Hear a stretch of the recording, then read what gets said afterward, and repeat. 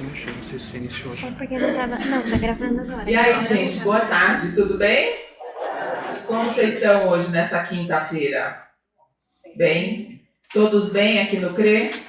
Vocês sabem que o CRE significa Centro de Renovação Espiritual. Então, espero que todos cheguem aqui e saiam mais renovados espiritualmente, porque esse é o nosso objetivo, né? Cada dia melhorarmos um pouco, construir a nossa mudança, a nossa reforma, eu odeio essa palavra reforma, mas nossa construção, digamos assim, né? Reforma é uma confusão, né? Mas é o que é, né? Então hoje nós vamos falar de Bezerra de Menezes. Alguém aqui nunca ouviu falar de Bezerra de Menezes? Olha que ótimo. Parabéns, todos estão já com um degrau a mais. Então vamos lá, Bezerra de Menezes nasceu... Adolfo de Bezerra de Menezes Cavalcante nasceu no dia 29 de agosto. Então, se ele estivesse vivo, amanhã ele estaria fazendo 191 anos. Olha que beleza, vai ter festa no céu. Na fazenda Santa Bárbara, no município de Riacho do Sangue. Vocês sabem onde é isso? Olha só, eu sou cearense, assim como Bezerra. Você sai de Fortaleza, pega uma reta e vai embora, para o meio do sertão. Aí você vai passar Quixadá, Quixeramobim, que é a cidade da minha mãe, e vai chegar lá em Banabuiú, que é a cidade de Bezerra de Menezes. Ou seja, no meio do nada nasceu este homem, que foi um grande avatar, um homem muito especial. E ele nasceu na fazenda Santa Bárbara, no município de Riacho do Sangue. Hoje é conhecido como Jaguaratema, virou um município já, a cidade dele, já deu uma melhorada. Seu pai, de uma família tradicional, capitão das antigas milícias da Guarda Nacional, Antônio Bezerra de Menezes, era um título de nobre, tá? Ele era um homem, um fazendeiro de posses, e na sua fazenda passavam muitos viajantes, muitos cacheiros viajantes, né, muitos vendedores. E aí eu vou explicar o porquê que eu falei isso. E sua mãe, Fabiana Cavalcante de Albuquerque, que por um acaso é uma antepassada minha. Também vou contar este assunto aqui. Por que é relevante essa questão de que o pai de Bezerra tinha essa fazenda e que por lá passavam tantos vendedores, tantos viajantes, e sua mãe e o seu pai sempre acolhiam, tinham sempre um prato de comida, eram pessoas benevolentes, eram caridosas. Por quê? A gente já identifica aí uma característica que pode ter formado neste menino um ser espiritual, porque nós não somos aquilo que nós vemos, não é o exemplo que arrasta. E o que é a espiritualidade? A espiritualidade é conduta, é caráter, é temperamento, é aquilo que você faz quando ninguém está vendo. E vocês acham que os pais do Bezerra faziam para aparecer nas redes sociais, para fazer uma selfie? Não, eles faziam porque eles eram generosos, eles tinham isso inato neles. Tá? Então foi nesta casa que cresceu Bezerra. Já faz toda a diferença, né? Então, ele entrou na escola em 1838, aos 7 anos. E em apenas 10 meses, ele já substituía o professor. Então, o professor atrasava, quando o professor chegava na aula, ele estava dando a lição para os seus coleguinhas. Então, ele era especial. Ele já veio com digamos assim, um algo a mais. Que, claro, que isso foi estimulado pelo seio materno, pelo seio paterno, pela casa onde ele nasceu. Então ele substituiu o professor. E em 1842 a família mudou para o Rio Grande do Norte por perseguições políticas. Isso era muito comum, ainda hoje é, né?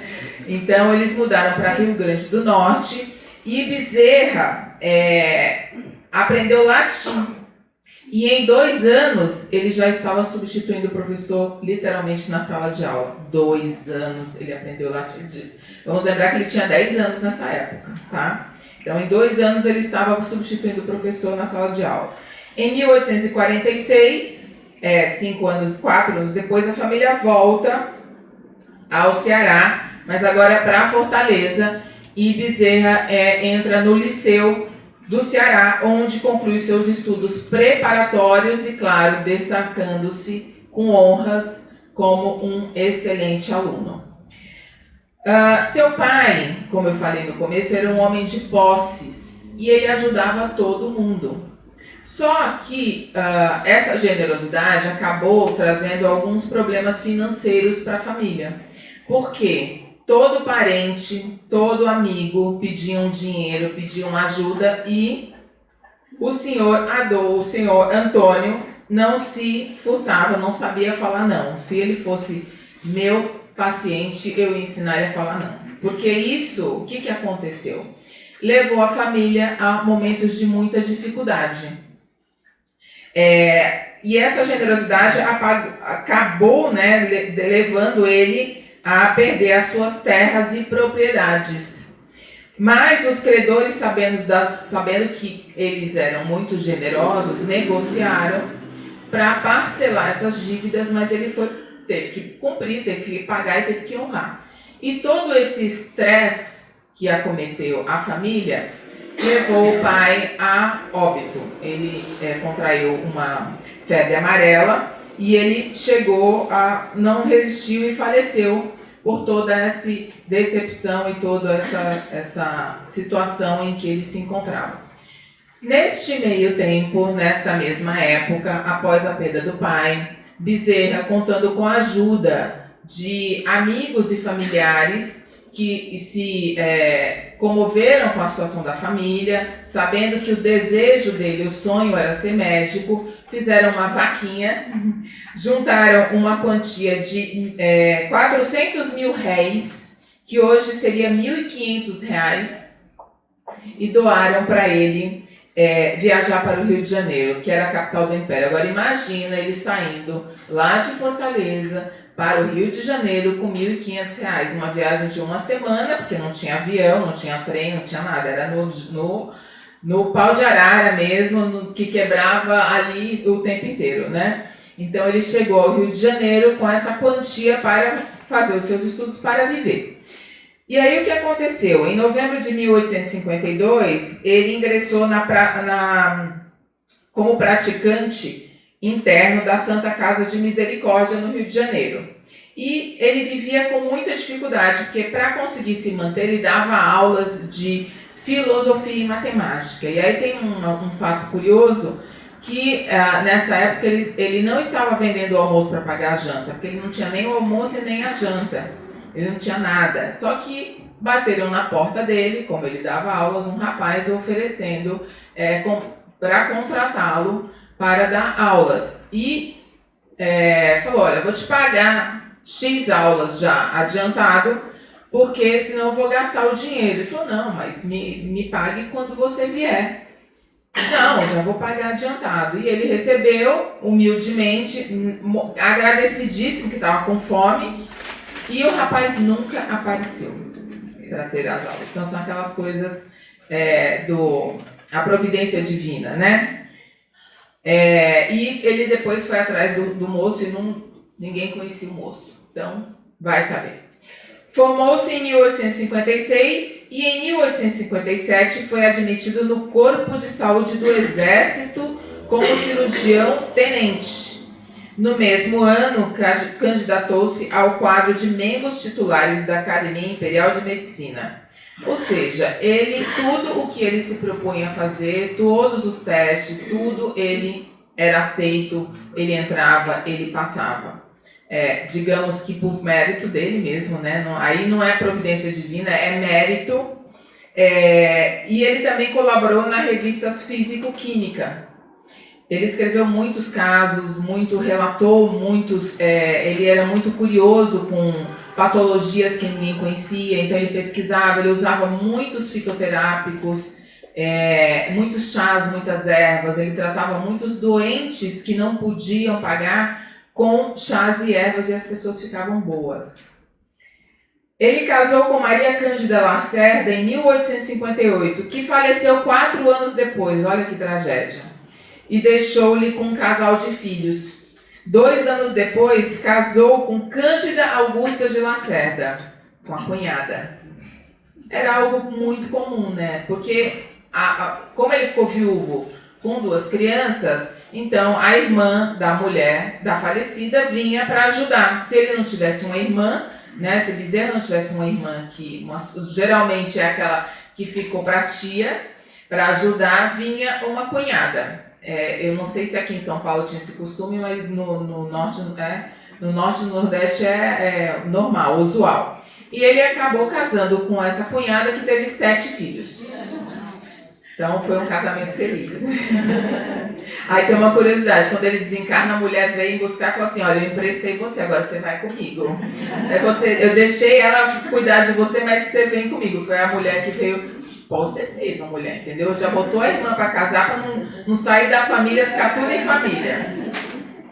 Então, em franca atividade como médico, tinha grande coração, sobretudo entre os menos favorecidos e pobres, com carinho e dedicação. Ele ficou muito conhecido como médico dos pobres, porque ele atendia a todos e aqueles que não podiam pagar, ele atendia igual. E ele até falava assim, para Bezerra ser médico era um verdadeiro sacerdócio. Um médico não tem direito de terminar uma refeição, nem de escolher hora, nem de perguntar se é longe ou perto, quando um aflito qualquer lhe bate à porta. O que não acode por estar com visitas, por ter trabalhado muito e achar-se fadigado, ou por ser alta noite, mau caminho ou tempo, ficar longe ou no morro, o que sobretudo pede um carro a quem não tem como que pagar a receita, ou diz a quem chora a porta que procure outro, esse não é o médico, é um negociante de medicina. Então, de fato, ele era um sacerdócio para ele, né? Então, após... Cadê? Eu me perdi. Sim.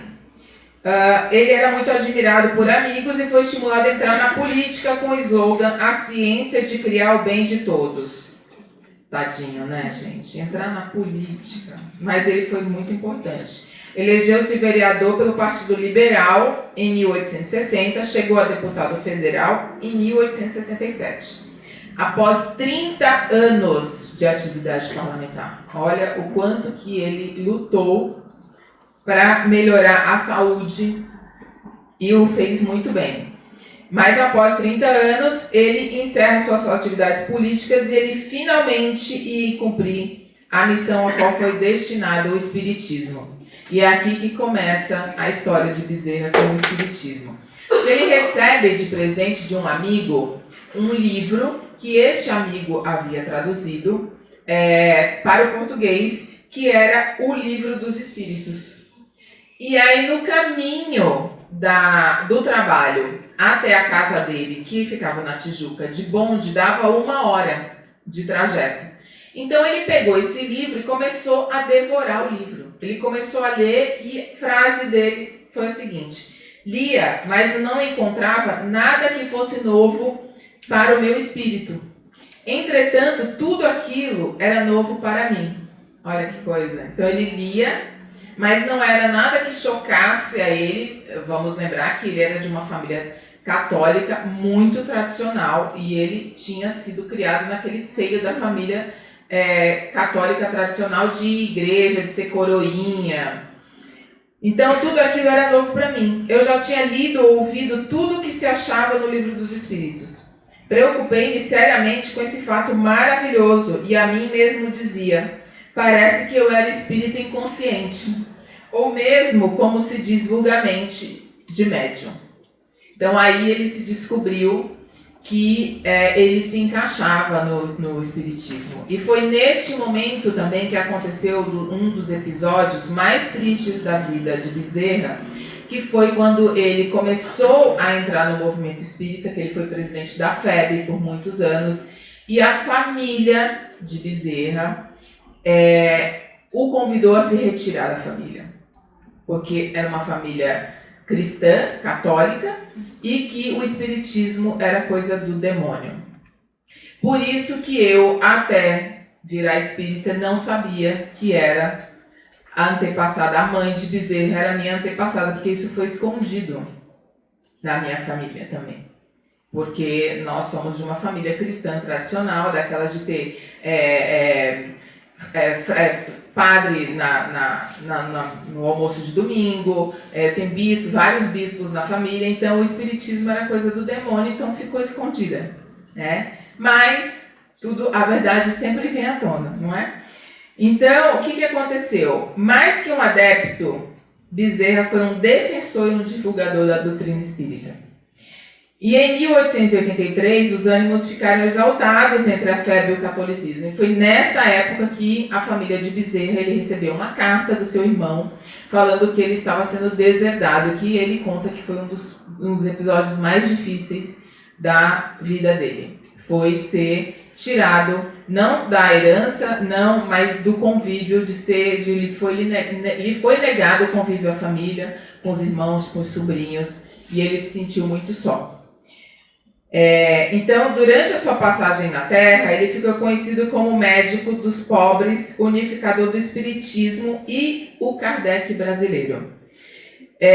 Bezerra foi o catalisador de todo o movimento espírita no Brasil. Foi presidente da FEB de 1889 até 1900, no período mais tumultuado da discórdia e da radicalização no meio espírita.